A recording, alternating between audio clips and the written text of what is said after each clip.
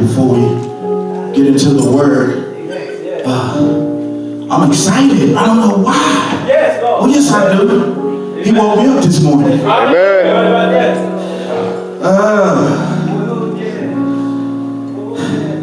It's amazing how every new day brings new opportunity. That's right. Every new day brings opportunity. Somebody need to hear that. Every new day brings a new opportunity. That means he ain't done with you. He ain't doing the time on you. He said, you know what? I woke you up this morning. So in other words, he said, you got another opportunity. Now what you do with that opportunity is on you. His responsibility is to give us the opportunity.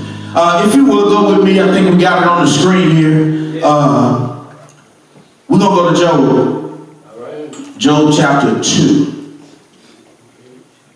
Y'all just bear with me, because I need to read this, because if we don't get this part, it's going to be difficult for us to understand when it's time to shout. We ain't going to know why we shout. So we got to understand why. All right, so Job chapter 2, if you have it, say amen. Amen. If you don't, say, is it ouch? Ouch. All right. All right.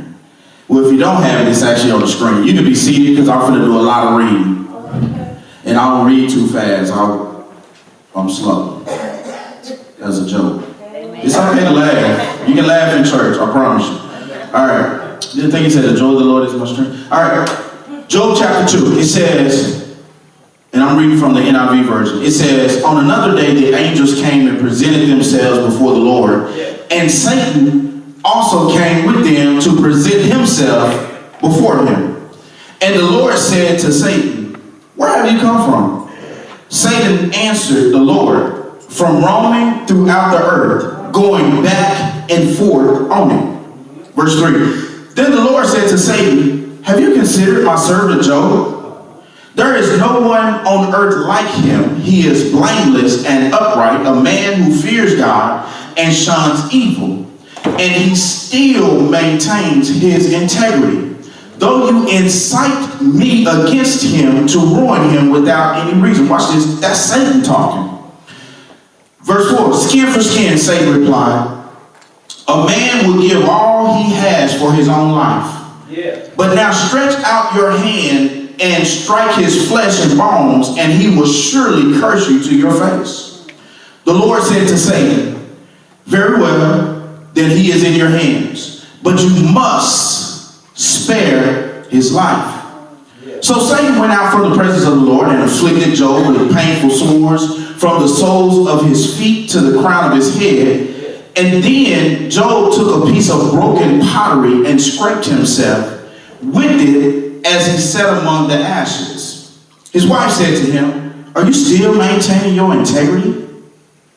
Curse God and die. Verse 10. He replied, you're talking like a foolish woman. Shall we accept good from God and not trouble? In all this, Job did not sin in what he said. You may be, I thought y'all was standing. It's okay to laugh. I told you I'm slow. You know what? Let's read verse 11. Verse 11 says, when Job's three friends, Eliphaz the Temanite, Bildad the Shuhite, and Zophar the Naamathite heard all about the troubles that had come upon him, they set out from their homes and met together by agreement to go and sympathize with him and comfort him. When they saw him from a distance, they could hardly recognize him. They began to weep aloud, and they tore their robes and sprinkled dust on their heads. Then they sat on the ground with him for 7 days and 7 nights.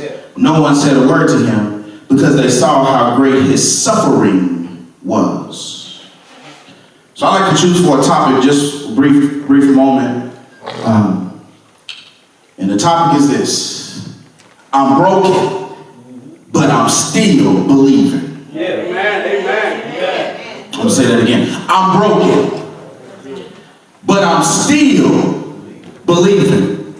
Won't y'all say that with me? Say, I'm broken, but I'm still believing. Say that again. I'm broken. But I'm still believing. That's an epiphany statement. I'm broken.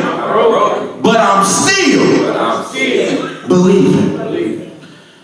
Watch this. No one flows through life seamless and without trouble. In Job 14:1, he says, man who is born of a woman is of a few days and full of trouble. You see, faith is the substance of things hoped for and the evidence of things not seen. In other words, it's my faith that keeps me holding on in the midst of my trouble while I'm waiting for a brighter day. Amen. What do you do? What do you do? What do you do when all hell is breaking loose? How do I handle my season of hurt? How do I handle my season of disappointments? How do I handle my season of loss? How do I handle it when I've given all that I have and I'm still coming up short? Tell somebody, you may be broken, but keep believing. As a matter of fact, Dr. Martin Luther King Jr. once said, the ultimate measure of a man is not where he stands in times of comfort or convenience, but it's where he stands in times of challenge and controversy. So God measures a man or a woman is not where we stand in times of comfort, calm, and convenience. It is where do you stand in times of crisis, calamity, and challenge. Where do you stand when setbacks and heartbreaks and interruptions and trials hit your life? Right. See, this is one of the greatest questions that we can really honestly answer about ourselves or even answer about those people who are very important to us. How do you handle setbacks? How do you handle trials? How do you handle heartbreak? How do you handle disappointments? My question is, are we creating a public perception that is disguising our private pain? That's a question. Are we creating something in public that's causing us to disguise what we're really dealing with? Yeah, we're going to get free today. When the devil attacks you with heartbreaks with a goal to kill God's will, steal your zeal, and destroy your joy, do you react negatively or do you respond positively? See, people conveniently throw around the phrase, those he calls, he qualifies. As if God's qualification class comes with a syllabus. It ain't no syllabus, it's kind of thrown on you. There's no realistic roadmap that says on this day you're going to hit this controversy, on this day you're going to hit this, on this day you're going to hit that. All you can do, watch this, is just trust in the Lord. Y'all missed that. Did you see my notes? He didn't see my notes. He just came out and said, I will trust. But are we going to just trust in the Lord? As a matter of fact, think about this. As a matter of fact, when we accepted Jesus Christ as our Lord and Savior, we overlooked the first requirement. I know y'all saying, what is he talking about? It says, take up your cross, the first requirement, and then it says, follow me. So, in other words, we get confused when we see the take up the cross, or we're handling our cross, or we're handling our disappointments, or we're handling our heartbreaks, or we're handling all these things that seem to be burdening us. But he says, if you take it up and you follow me, I think it says somewhere that I'll make your burdens light. I will trust in the Lord. I'm broken, but I'm still believing. As we look at our introduction to Job, it is my prayer that this will leave us with a better understanding of our own lives. When you look at the life of Job, we must realize the amount of calamity that he experiences in chapter 1.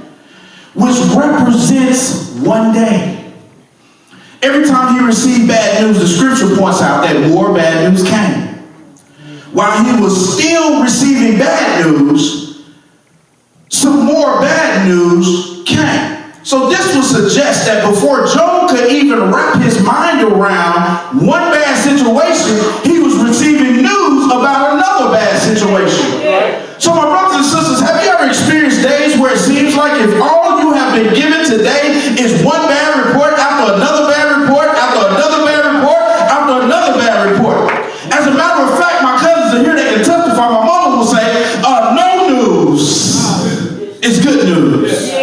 But if I can be real transparent, there are times that I feel like Mabel King. You remember Mabel King in the Wiz? You know, her character, she was Evelyn, where she would say, when I wake up in the afternoon, which it pleases me to do, don't nobody bring me no bad news. Because I wake up already negative and I wired up my fuse. So don't nobody bring me no bad news. Then she says my favorite part, no bad news. No bad news. Don't you ever bring me no bad news. The Bible clearly depicts Job as a blameless and upright and one who feared God and shunned evil. Got another question for you to think about. So why would God choose Job to be oppressed by Satan? Let you think about that for a minute. Why would God choose Job to be oppressed by Satan? My question also is today is, has Satan been given an authorization to oppress you, or are you simply reaping what you have sown?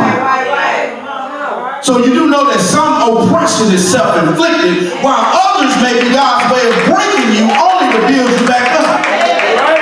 So let's examine our brokenness. The first thing you have to understand when we look at our own brokenness is that you were chosen for the calamity. Y'all missed that. Write that down. That's in my notes. That's point number one. You were chosen for the calamity. You don't believe it? Watch this. It's in the text. Verse 3. Then the Lord said to Satan, have you considered my servant Job? Okay. Then the Lord said to Satan, have you considered my servant? Insert your name. Have you considered my servant? You were chosen for the calamity. No matter who you are or what your economic status is, everybody wants to be chosen for something. See, when you're chosen, it suggests that someone has considered you valuable. When you're chosen, you feel a sense of importance. To be chosen for the job that many people apply for is a great feeling, right? To be chosen for that last scholarship when there were over 1,000 qualified applicants is a great feeling. To be chosen to be drafted and play professional sports, I'm pretty sure it's a great feeling. But check this out. When you are chosen, it also suggests that you have options. I don't have to take that job that I was chosen for. I got an option. I don't have to take that scholarship because I got an option. I don't even have to go and play professional sports because I have an option. So even though I've been chosen, I still have options. But what I've come to realize today is that when God chooses us, we cannot deny the request. Y'all just missed that. You're going to get free. I'm telling you. When God chooses you, you cannot deny the request. You have no other options. So when God decides his will for our lives, he ordains not only the outcome, but he also lays out the process. Watch this. When he tells you what he wants for your life, he doesn't necessarily show you the process. Watch this. He shows you the outcome. That's right. But he lays out the process. Y'all just missed that. If I was to lay something, matter of fact, when a wedding, when people get the guys, they come and they put it, they do that. All right, they're laying out what she getting ready. Oh my God, today. They're laying out what she getting ready to walk on. Y'all just missed it. So, in other words, the process that he's laying out is what you're getting ready to walk on. My God, today, my God, what I'm telling you is keep walking. God. He lays out the process. Oh my God. But we're so focused on the outcome that we miss the process. That's right. Oh my God, thank you, God. Oh my God, today. God, it's the process. Woo. Thank you, God. I feel that in my spirit. He lays out the process. It's not popular to believe that God, who says he wants us to prosper as our souls prosper, that he would ever place us in a situation that allows us to experience calamity. That's contradictory. So why would God, watch this, why would God, who is a God of order, place us in a season of disorder? Why would God, who can heal our hurts, allow us to be hurt? Why would God, who can heal all of our diseases, allow us to be diseased? Tell somebody it's a process. You were chosen for the calamity. You were chosen for the calamity. Watch this. 1 Peter 4:12 says this. It says, dear friends, don't be surprised at the fiery trials you're going through, as if something strange were happening to you. Romans 8:28 says, and we know that God causes everything. Say everything. Everything. Say it again. Say everything. Everything to work together. Say together. For the good of those who love God and are called according to his purpose for them. Are you called? Job, let's get back to Job. Job is an upright man. A man who has lived righteous and honored God. So when Satan came to God asking, when God asked him, what have you been up to? And Satan answered, and then God suggested. When Satan went to God, God asked him, what have you been up to? Satan answered the question. But then God suggested. Satan asked, and then God suggested. Satan is seeking, but God was suggesting. So let me say it again. Satan is seeking. God is suggesting.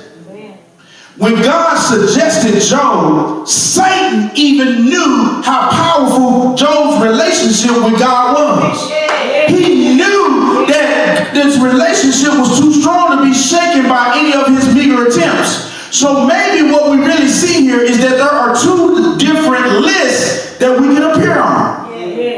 Either we can be on Satan's seeking list or God's suggestion list.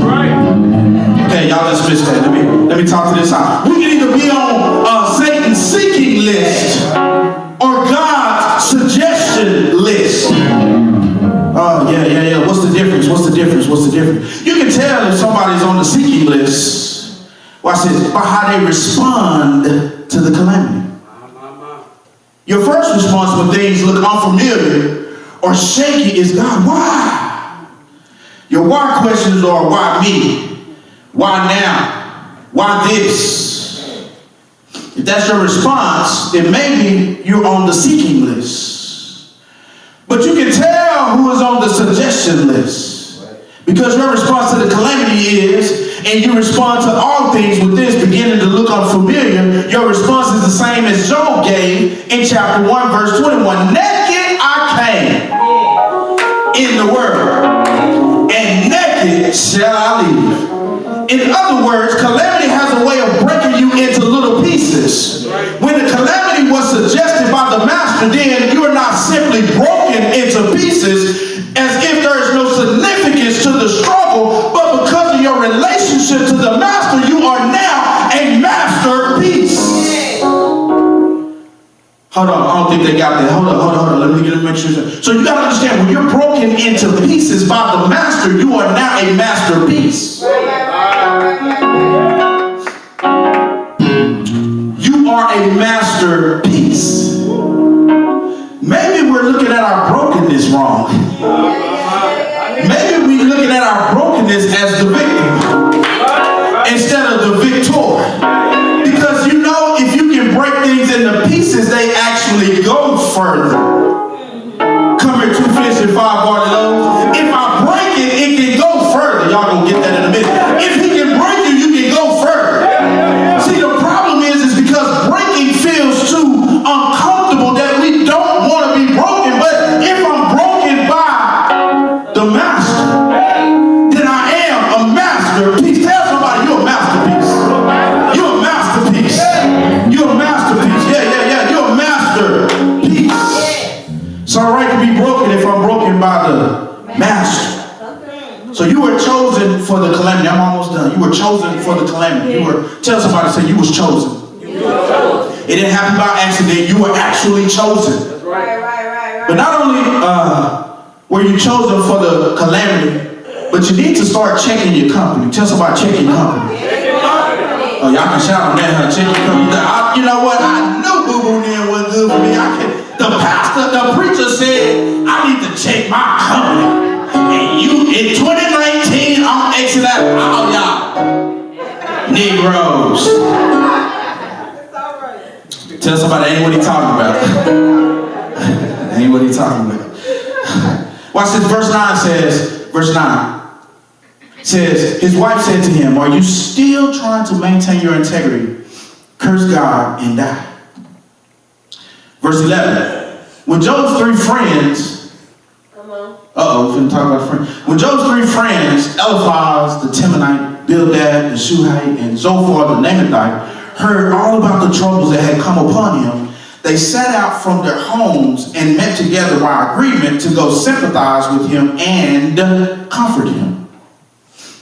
So let's deal with the friends first, and then we'll make it back to the wife. In the first 2 chapters, I heard my wife over there. Did you say something? Oh, we're going to deal with the wife. We're going to deal with the wife. I got scared. I'm just kidding. It's okay to laugh. All right, in the first 2 chapters of Job, there is a narrative account of what has happened to Job. In chapters 3 through 31, there is an account of the speeches made by Job and his friends. In chapter 3, there is a response to the testing of Job by Job himself. He curses the day of his birth. He wishes the day would perish, that it would be darkness, and that there would be no rejoicing among the days of the year.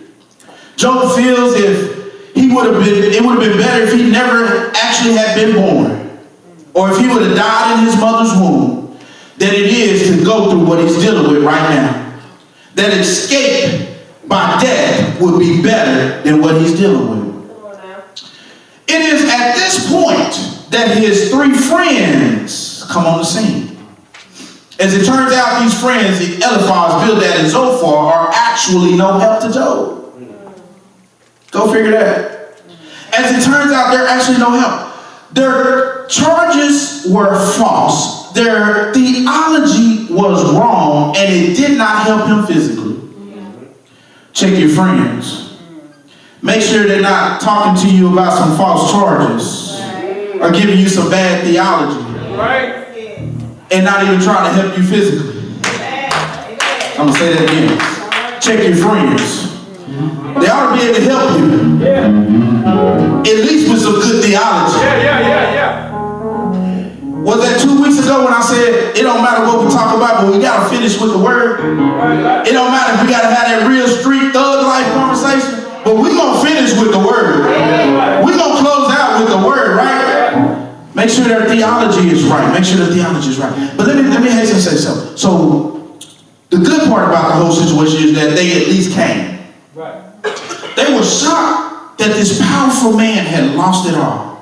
And they were hurt at his plight and really did not know what to say. At one point, Job indicated that their silence will be more comfort than their words. Tell somebody, you tell them to shut up. I was going to say tell your neighbor shut up, but then, I don't know, how everybody is, I never, Jesus. In chapter 4, verse 7 and 8, Eliphaz expresses the true idea that those who plow iniquity and sow wickedness will reap the same. The problem here is not the principle, but it's the fact that he is assuming that this is the application. He assumes that Job has willfully done something awful, wicked thing, and that this is what brought him to the trouble. And then he also assumes that God is choosing now to express his anger towards Job. Told you, bad theology, right? He expresses something that's true, but trying to apply it to a situation he don't even know nothing about. Okay, all right. In chapter 8, verse 2 and 7, Bildad expresses the idea that if bad things happen to you, then you must have sinned. See, this is even bad theology also. Bildad assumes that all bad things are a result of sin. So Job's trouble must be the result of sin. This is popular right now today. In John 9:1, Jesus sees a man born blind, and the disciples ask the question, who sinned? Was it him or his parent? Jesus said, but this happened so that the works of God might be displayed in him. Yeah. So it wasn't sin, it was that I needed to do some work in him, watch this, and through him. Okay, so we got that. In chapter 11, and I implore y'all to go back and read Job. In chapter 11, verse 13 and 14, Zophar indicates correctly that if iniquity is in your hand, put it away. He is correct about the need for repentance. He makes his mistake by making an application to Job because he denies that Job is clean, innocent, and pure. Watch this. He don't even know who Job is, but he's making an assumption. He's making an assumption about what he believes the reason why Job is going through what he's going through. You see, what Job really needed was love. Job really needed understanding. Job really needed teaching. So let's take a closer look at Job's wife. Job's wife. If the best model of a wife is found in Proverbs 13, I see all the wives like God looking at me with the good eye. But I got something for you. I'm coming for you. If the best model of a wife is found in Proverbs 31, then the only recorded words from her seems to be the total opposite of a virtuous woman. Her words were, are you still maintaining your integrity? Why don't you curse God and die? But is that image an honest assessment of her character? Or is there a possibility that in our rush to emphasize and identify with Job, that we rush to cast judgment on his wife? Okay, y'all not gonna pray with me? Okay, all right. So I wonder if there isn't a gap in our understanding of the Job story. Although Job is clearly the main character, but he is not the only character. She may not have been the primary subject of the cosmic argument between God and Satan, but she still was caught in the crossfire. You might argue that every hardship endured by Job was felt by his wife. Watch this. She watched her children die. 10 times God blessed her womb. 10 times she endured the joy and pain of childbirth. 10 lives were nurtured to love, honor, and respect Jehovah. From the account in the first chapter of Job, this appears to be a fun-loving, God-fearing, and tight-knit family. Who's the heartbeat of the home? Likely, probably was Job's wife. Played a part in it. It's unlikely that he could be such an esteemed man in society and his wife not be an integral and influential leader in her own right. Imagine the grief that overwhelmed her soul as she looked down in disbelief as she dug 10 fresh graves. She experienced a dramatic financial loss. The Bible declares that Job was a wealthy man. Perhaps the richest man in the world. Undoubtedly, his wife was accustomed to a lifestyle of luxury and comfort. So I imagine that their home was adorned with the finest furnishings. Her clothes spun from the most expensive threads. Her children likely had everything that they needed. She became a caretaker for her husband. Although Old Testament scholars don't really agree on the nature of Job's illness, they clearly agree that he was in pain. I'm going to say that again. They clearly agree that he was in pain. I'm going to say that again. He was in pain. She cared for her husband. The last attempt brought on by Satan was so severe that it nearly broke Job's soul. So every day Job spent using a ragged edge to wipe and scratch his sores. My question is this. Have you checked your company?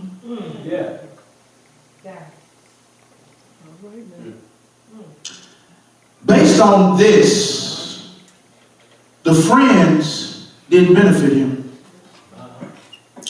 His wife did, right? Here's my question. Who are you trying to run off that really got your back?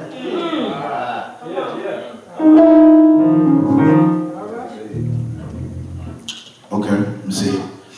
Who you trying to run off that really got your back?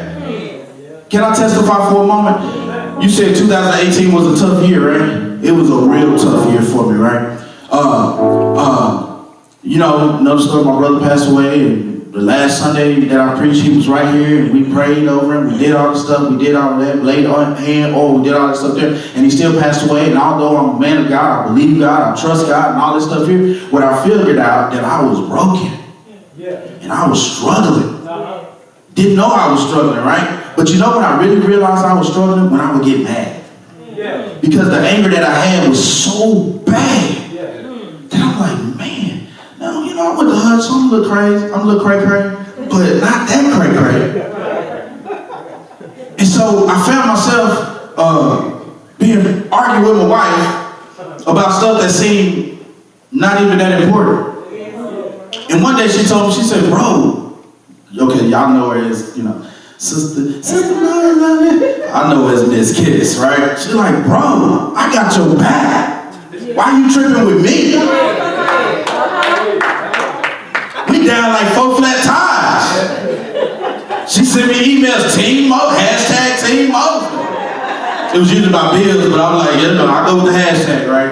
Hashtag Team Mosley. I'm like, wait a minute, hold up. It's me and you against the world. I heard the Tupac hit. What? I mean, I heard about Tupac. I don't really know that. Right? So my question is, we spend our life pushing away the ones that really got our back. And in this story right here, Job didn't push her away. Us who read it and interpret it push her away. But in reality, oh my God, thank you, God. Oh my God. People that wasn't there are the ones who pushed her away. But the people that are there understood the significance. I know this ain't a shout message. We got some more to go, but we'll get to the shout part. But let me just share this with you. You have to understand that you were chosen. And after you get that in your spirit, you've got to check your company. But not only that, you got to catch your comeback. Tell somebody, I'm going to catch my comeback. I'm going to catch my comeback. Watch this. So if we're going to catch our comeback, there are 2 things that we must do. The first thing is you must recognize God's sovereignty. Tell somebody he's sovereign. He's sovereign. You know what that means? That means he can do whatever he want to do, when he want to do it, how he want to do it, and with who he want to do it. He's sovereign. But when God finally answers Job, he does it by not answering the question, but he asked Job some questions. His questions were, well, Job, you know, I feel you all in your feelings. Like Martha, you all in your feelings, boo-boo. So let me just talk to you for a minute, player. Where was you when I created the earth? Tell me, since you know so much. Who Who decided its size? Certainly you'll know that. Who came up with the blueprints? Who had the measurements? How was the foundation poured? Who set the cornerstone? While the morning stars sang in chorus and all the angels shouted in praise. And who took charge of the ocean when it gushed forth like a baby from the womb? That was me. I wrapped the soft clouds. I tucked it in safely at night. Then I made a playpen for it. A strong playpen so it could run loose. And said, stay there, that's your place. Your wild tantrums are confined to this place. Yeah. And have you ever ordered mornings, get up, or told Dawn to go to work so you can seize earth like a blanket and shake out all the wicked like cockroaches as the sun brings everything to light, brings out all the colors, the shapes, the cover of darkness is snatched from the wicked. They're caught up in the very act. Have you ever gotten to the true bottom of things? Yeah. This is God talking to Job. Yeah. Have you ever explored the deep ocean? Do you know the first things about death? Do you have one clue regarding death's dark mysteries? And do you have any idea how large the earth is? Speak up. If you have the beginning of an answer. Yeah. So Job is saying, God, why me? Why me? Why me? Job, God said, where were you when I created the world?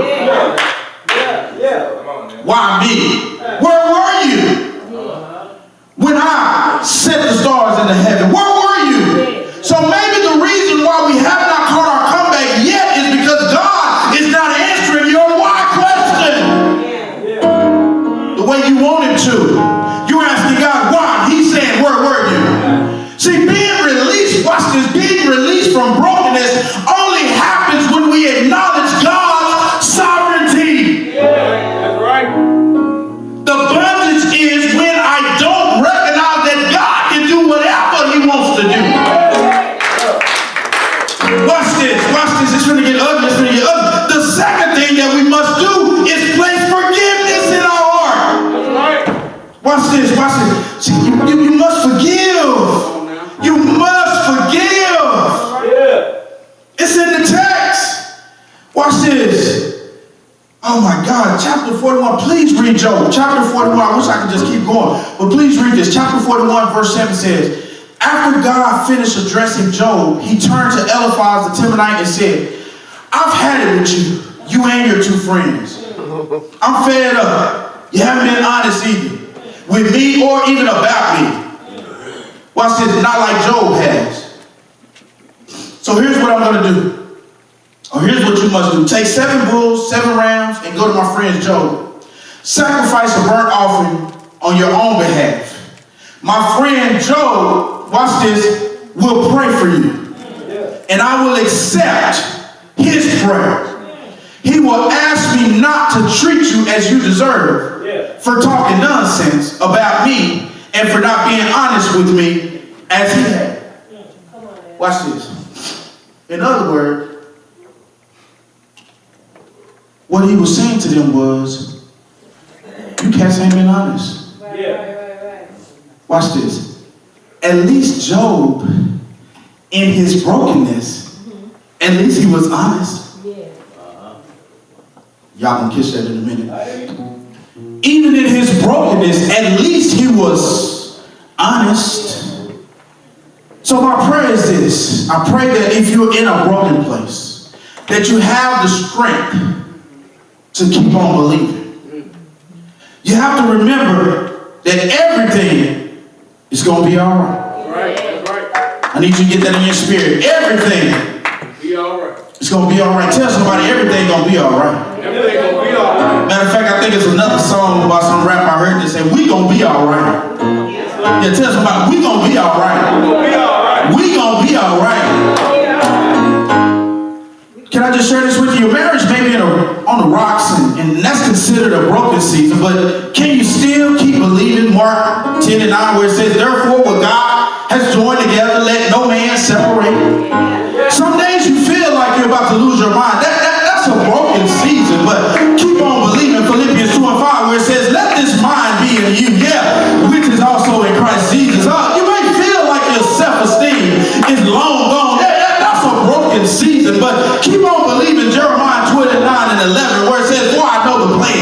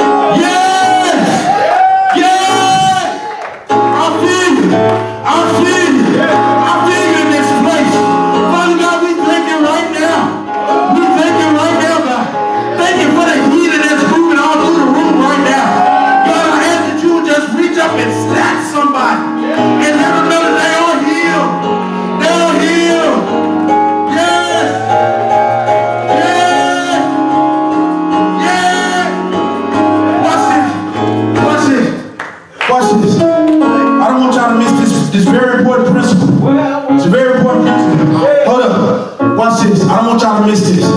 See, we missed the Job story. There's a lot of meat on this bone. I'm telling you, go back and read it. Please go back and read it. But you see, God said to his friends that they needed to sacrifice because they hadn't been as honest as Job was. Now think about this. They was going to go comfort Job and they wasn't even honest. They went to see about their brother, but they weren't even honest. Watch this. Don't miss this principle. Don't miss this God today. Whoa, I wish I could say it like I feel it. Oh my God. Watch this. Then he says, go and do this sacrifice. Then he said, Job is going to pray for you. And I'm going to accept Job's prayer. See, maybe Job's whole story was to teach Job about forgiveness.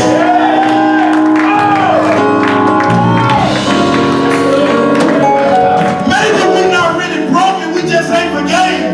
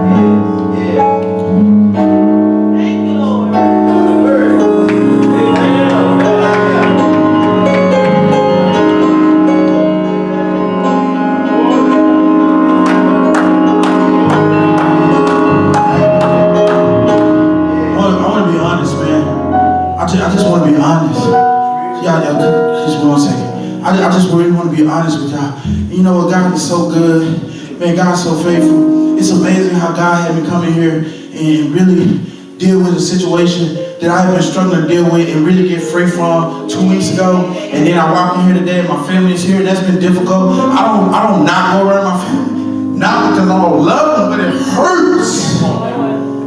It hurts to see them. Not because I don't love them. But when you experience the type of loss that I felt, sometimes the stuff that we argue about is nothing. It's nothing. When you watch a whole family be buried, it hurts. We argue about nothing.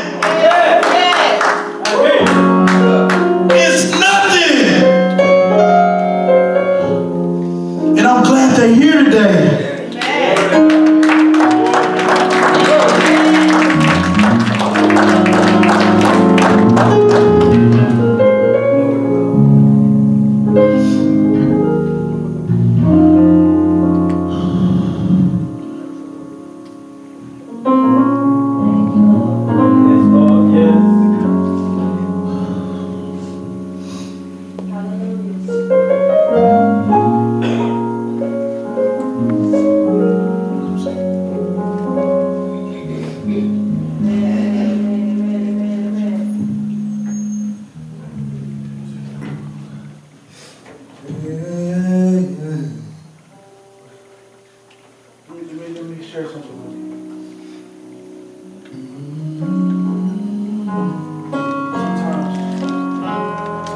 Miss our blessing. Too focused on things that we can see. And not focusing on what God has for our lives.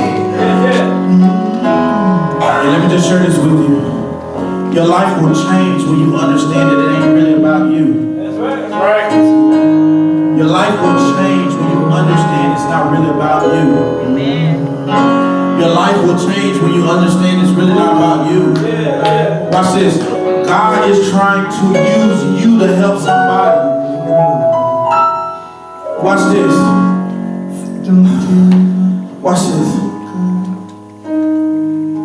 Had my brother not passed away, and you guys witnessed us praying for him. Watch this.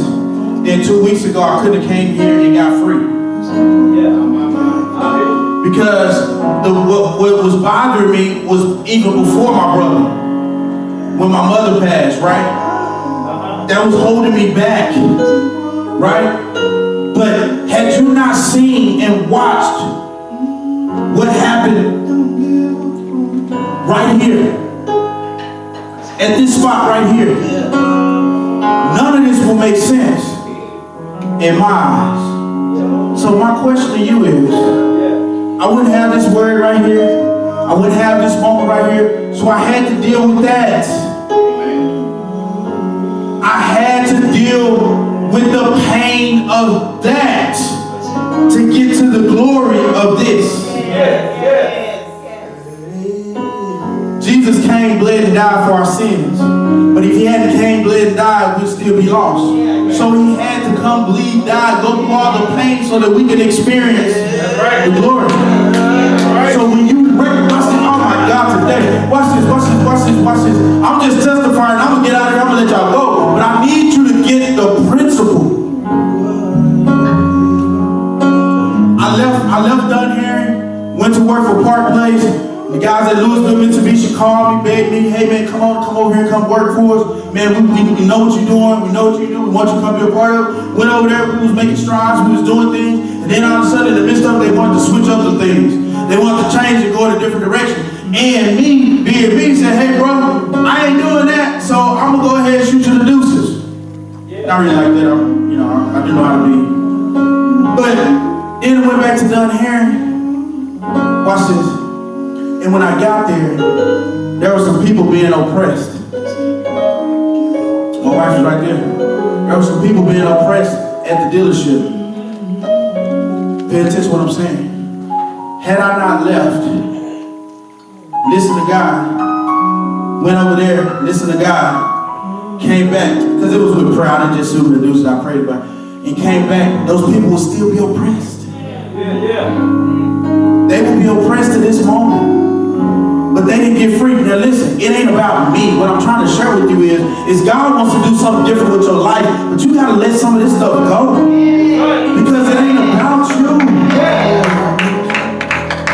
Do you realize how much,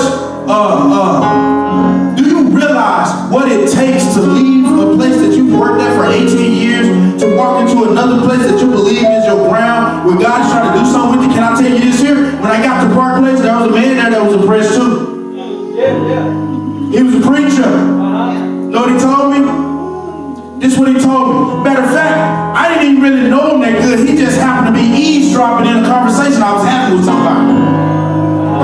And he walked off with tears in his eyes, and I'm like, what's wrong with him? He come back to me, he said, man, you a man of God. He said, I'm gonna tell you why. He said, I was listening to that story you were just telling him, and I was just talking to somebody random, and just having a random conversation, talking about something that happened one day. And this dude goes up to his office, he's crying, he comes back down, he said, man, you're a man of God. He said, God sent you to Park Place. I was like, well, I know that. I mean, we prayed about it, me and my wife, we were fasting, oh my God, all this stuff. He said, no. He said, I'm gonna tell you what you just did. He said, I haven't seen my daddy in 20 years. My marriage is on the rocks. Because, watch this, my dad lives in Africa. I didn't like the way he treated me and my siblings because I felt like he treated us different. I felt like he was hard on me but soft on them. So when I left Africa, I was like, I'm never going to see him again. He said, I haven't seen him in 20 years and I haven't talked to him in 7. He said, and the reason that me and my wife was getting a divorce, he said, because my wife looked me in my face and said, I'm going to let these grandkids talk to their grandfather. He said, so every Sunday, they call Africa to talk to my dad. He said, and it's making me so mad that I told my wife, I'm leaving you. Because I don't want to have a relationship with this man. He said, and then when you came and gave that testimony to this dude right here, he said, I went upstairs, forgave my daddy, called him on the phone, and apologized to him.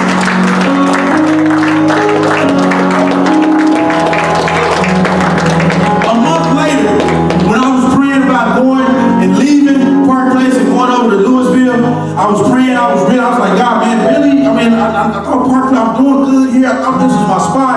I thought this was that. I was like, man, can you help me? Come on. So I said, God, well, go talk to him. And I came in here, and that Sunday before I went to talk to him, Mark was in here preaching, and he was talking about how God will make your name great. But he said it's not for you, it's for other people. But God will make your name great. And I'm like, shouting, he shouted, he was like, move. Y'all remember that? Move. I heard that move. Like, hey, bro. So a lot of you workouts gonna move. So we kept moving, right? And he said, some of y'all went right back to the same spot you started in. He said, but the Spirit said it's with a different perspective. And so that's what I use in my head, thinking, okay, well maybe that's why he wants me to go back to Louisville and be on the desk again, right? And so I went and talked to this dude. I was like, man, I need to talk to you. He said, man, the preacher said yesterday that God will make your name great and God will do these different things. And man, I'm sitting there, that man looked me in my eyes and started crying again. I was like, dang. I said, you mind my brother, man. He's like, dang, we can't talk without you crying, bro. He said, this is what he told me. He said, Rueben, your name is already great. He said, remember I told you, because this was about 30 days in between all this happened. He said, remember I told you, I went there and apologized to my dad. He said, well, since then, I bought them a plane ticket and my mom and daddy are here. Watch this. He said, my mama got off the plane. Oh my God. He said, my mama got off the plane. She said she went to the doctor and they told her she had cancer. He said, at the airport. He said, I touched her belly. I said, we bind that cancer right now in the name of Jesus. He said, the cancer, you got to flee. He said, by the time we got home, she wasn't in the same type of pain that she was in. He said, his wife set up to go to the doctor. They did a scan, they didn't even see cancer.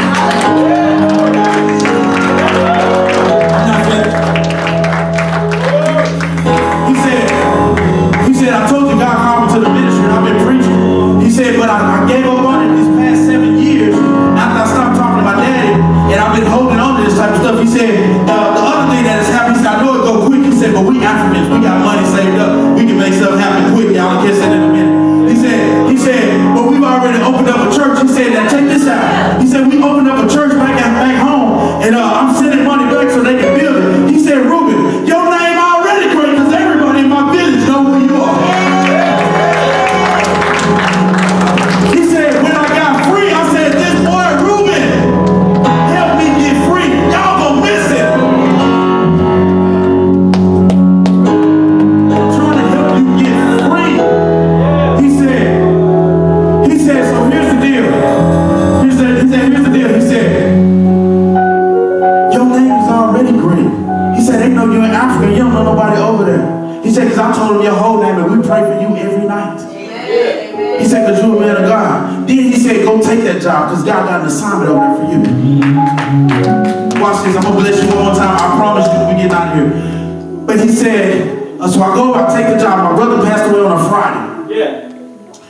Friday, Saturday, Sunday, Monday, Tuesday. I woke up Wednesday morning. I told him, I said, babe, I can't even cry no more. I'm tired. I've got to go to work. I get to work. The owners of the dealership, it's a big family. It's some brothers. They all work there. Yeah. 2 of the brothers get into it. My brother died Friday. This is Wednesday.